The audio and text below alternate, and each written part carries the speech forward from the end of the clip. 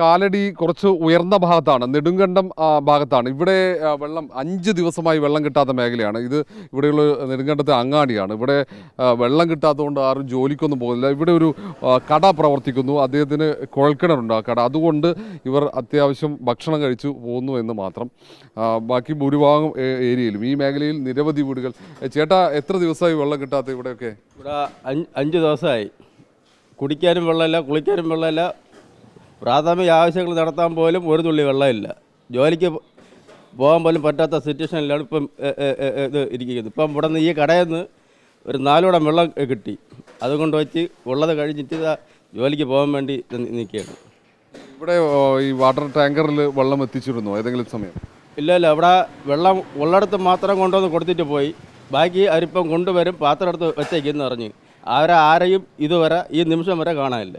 ചേട്ടാ, 5 ദിവസമായി. എങ്ങനെയാ, നിങ്ങൾ മാത്രമാണ് ആശ്രയം അല്ലേ? നമുക്കിവിടെ കിണറുള്ളതുകൊണ്ട് അഡ്ജസ്റ്റ് ചെയ്ത് പോകും. ഇത്രയാണ്. ഇവിടെ ഭൂരിഭാഗം വീടുകളിലും കിണറില്ല. കുറേ ഭാഗത്തൊക്കെ ഉണ്ട്. ഉള്ളവരെ എല്ലാ വീട്ടുകാരും കൂടെ അഡ്ജസ്റ്റ് ചെയ്തെടുത്തൊക്കെ പോകും. പൊതുവെ ഇവിടെ വെള്ളത്തിൻ്റെ ക്ഷാമം ഉണ്ടാവുന്ന മേഖലയാണ്. ഇല്ല, അങ്ങനെയില്ല. ഈ ഇപ്പോഴത്തെ ഈ അടവ് വന്നുകൊണ്ട് മാത്രം. ആദ്യമായിട്ടാണോ ഇങ്ങനെ തുടർച്ചയായി വെള്ളം ലഭിക്കാതിരുന്നത്? 2-3 ദിവസം ഇല്ലാതിരുന്നിട്ടുണ്ട്. ഈ കടയിലെ ചേട്ടൻ അവിടെ കിണറുള്ളതുകൊണ്ട് ആ തൊട്ടടുത്തുള്ള വീട്ടുകാർക്കൊക്കെ സഹായിച്ചു വെള്ളം വിതരണം ചെയ്യുന്നൊരു സാഹചര്യമുണ്ടായി. ഇവിടെ വീടുകളുണ്ട്, വീടുകളിലൊക്കെ ഇതേ അവസ്ഥയാണ്. 5 ദിവസം പോയിട്ട് 1 ദിവസം വെള്ളം കിട്ടാതിരുന്നുള്ള അവസ്ഥ നമുക്ക് ആലോചിക്കാവുന്നതേ ഉള്ളൂ. ഇവിടെ ചേച്ചി, ഇവിടെ വെള്ളം കിട്ടിയോ? എത്ര ദിവസമായി വെള്ളം ഇല്ലാത്തത്? 5 ദിവസമായി. ഇന്നും കുറച്ച് 5ആയി. അപ്പോൾ നിങ്ങൾ ഇവിടെ ഭക്ഷണം പാകം ചെയ്യാനൊക്കെ വെള്ളം ഇവിടുന്ന? ഇത് നമ്മൾ സ്റ്റോർ ചെയ്ത് വെച്ച വെള്ളം. സ്റ്റോർ ചെയ്ത് വെച്ച വെള്ളമുണ്ട്. 5 ദിവസമായി വെള്ളം കിട്ടാത്തത്. അപ്പോൾ ഈ വീട്ടിൽ അവർ കുറച്ച് വെള്ളം സ്റ്റോർ ചെയ്ത് വെച്ചുകൊണ്ട് അത് വെച്ച് ശേഖരിച്ച് വെച്ച വെള്ളം കൊണ്ട് ഭക്ഷണം ഉണ്ടാക്കി പോയി.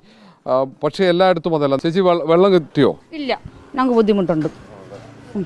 എത്ര ദിവസം കഴിഞ്ഞ വെള്ളം വരുന്നല്ലേ അറിയിച്ചിരുന്നേ? അപ്പോൾ ടാങ്കറിലൊന്നും ആരും വെള്ളം കൊണ്ടുവന്നില്ല?